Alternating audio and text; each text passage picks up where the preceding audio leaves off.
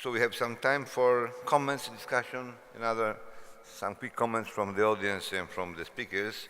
And I took some notes, so let me wrap up very briefly the speeches of this morning, couple of minutes. In the meanwhile, you are authorized to do some gymnastics to warm up in this wonderfully freezing room. I will do some noise. And we started from the Louvre, an interesting experience of using a rather common device in an uncommon way. And this was a good subject for the press, for advertising. Rather common, but not that common, as demonstrated by the fact that some people found it difficult to use it. And in the end, a small part of the visitors were overwhelmed by the difficulty of learning a new device, and so they went back to old ones like paper guides. And another small part of the audience where their attention was caught for too short, teenagers. But for teenagers, it's even more important. It's true that the medium is the message. So they disregard the message, they just test the medium, and after sometimes they move to something else. So I would not consider this aspect the real weakness, perhaps some reflection on the other weak points, while the strong points are evident to everybody, and I would consider the experiment a success for the Louvre. Then Marseille, as you may remember, there was a virtual reconstruction of the city, which was presented to visitors according to to the place they were visiting. A huge effort, I imagine, because making a model of an entire city is an unbelievable amount of work. Something which I would point out, perhaps not everybody appreciated it, is that the construction was not photorealistic. So this museum does not pretend to show you a documentary on the Greek period. TV shots taken from Greek televisions, which of course did not exist, but they presented something which is sketched.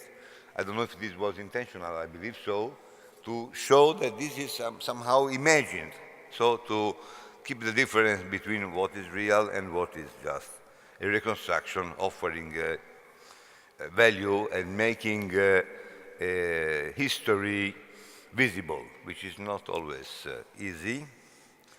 Then Daria talked out about virtual archaeology tour in the Ermitage, and presented the difficulty again of the opposite concept. In this case, you have something tangible, artifacts, archaeological finds, and it is always difficult to convey the intangible that belongs to these objects, and she told us about this.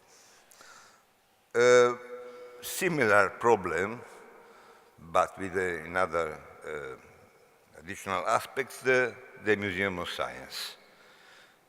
Perhaps here people go with a different attitude. If you go to an archaeological museum, you look at things and you are fascinated by the age of the objects and by how they look like. In a science museum, you go with a more, let's say, scientific approach. You don't go to see things, but you expect to have some appreciation of the progress of science and humanity in general, and that's what the video that Professor Galuzzi showed us aims to do. There is much more in the Gallery Museum. If you have time, it is not far from here. Pay a visit, it's worthwhile. And then the dreams of Paolo Paolini, and I have good news for him. There is something which has been invented which fulfills almost all the requirements of his user. It was made some time ago, and it is called a human. So the dreams of his user are a human guide. Actually, I'm joking. I'm joking. He suggests that something which is the museum equivalent of Robocop. I imagine you have seen the movie. So let's have a robo-guide, but a virtual one, not as invasive as Robocop. Right, it's a good dream. And with this reference to present times, and I stop here, and I invite comments from the speakers or from the audience. The floor is yours.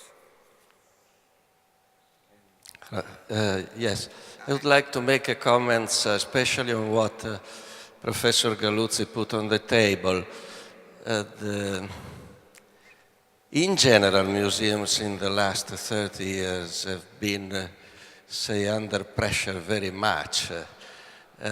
You require museums to be elements of economic growth. You require museums to be even now an expression which is very fashionable, to contribute to well-being, to mankind. It's something that you don't ask even, to hospitals or other institutions which have in their mission specifically to contribute to the physical well-being. You want them to feed you well, you want them to entertain you, you want them to develop your education and so on. Now is the moment that you want them, and when he was stressing the point of the inadequate, say, skills of traditional so-called curators as far as the new media are concerned. But honestly and realistically, I don't think that, it's fine, but it's a bit exaggerated. Nobody is Leonardo da Vinci. Leonardo da Vinci was a nice fellow, and he remains quite unique. So my first reaction is that the museum cannot face the challenge alone. And the museum is quite an isolated institution in society, in spite of what we say in general. It's fragmented not only in terms of thematic, but fragmented as a cultural organization. So you have a theater season, you don't have a museum season. A certain aspect have consequences. So first, I don't think that museum can face effectively this challenge alone, which means that it's necessary they can attract and interact with other cultural institutions, university mainly or whatever, or even for groups from the so-called civil society. Because the same shock that museums are passing is in our daily life. We buy a mobile and 3 months later we say, oh, I wasted my money because there is something new and so on. So this shock is in society, so why not in museums? So that's the first point, and it is a radical change in the vision of the skills required to the museum. The second is this. When speaking about the fragmentation of the themes, till, say, about 20 years ago, at least is my opinion, museums still were defined by their collections. You were a science museum because you had a collection of science material, history of science materials. You were a natural history museum because you had some fossils, dinosaurs, and so on. And of course, you were an art museum because you had paintings and works of art. But what has progressively happened, especially with the birth of a wide range of new typologies of museums, let's think about the galleries of justice, or the broken relationship museums, or whatever, or the psychiatry museum. The point is that the museum has the ambition, I don't know if it is right or wrong, but it's what has happened, I think, as a significant move. And it is that is the museum which defines the interpretation of the collection, and in this sense, in some aspect, the meaning of the collection. A typical example, you can consider a collection of industrial items as for telling a story in terms of history of design or history of economics or history of technology or social history or political history. So there are and according to this vision, you give a different meaning to the collection. So it's the museum which is defining the nature in some sense, not the physical material nature, but the cultural nature of the collection. And this, again, implies that or you are very lucky and you have a staff with great visions, or, again, this cannot be done only by the museum staff, but it's something which is a cultural intellectual challenge, is more complicated. The third point, and then I stop, is this. As long as time passes, I've doubted that Marshall McLuhan was right when saying that the media is the message. But leave this for the moment apart.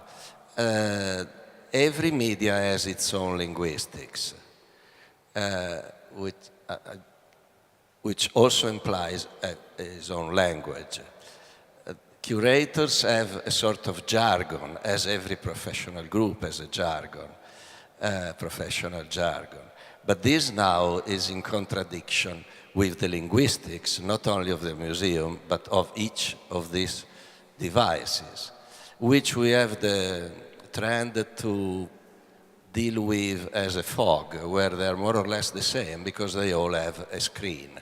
And due to this practical fact, but as long as we become more familiar with the use of that, we understand that there is a linguistic which is different. So how we can combine all these different linguistics together with the specific linguistics of the museum, which is based on the fact that it is a four-dimension environment, three architectural and one is time, well, this is the crucial theoretical point. It's not something for which there is one answer. It's simply a factor on which for which is necessary a certain practice, and from the practice coming to some new conceptual visions. I don't know where we are going in this sense. I have some intuition, but there is not the time to share. But this is an aspect that is more, if you want, theoretical, but difficult to avoid. Thank you. Sorry. Okay. Any comments on this? I fully agree, and I have some comments, but I don't want to make another speech. So, if there is any question or comment, you are welcome, of course, to speak. In the meanwhile, while you are collecting your strength to make another comment, let me tell you that mobile, the title of this forum, means something that moves.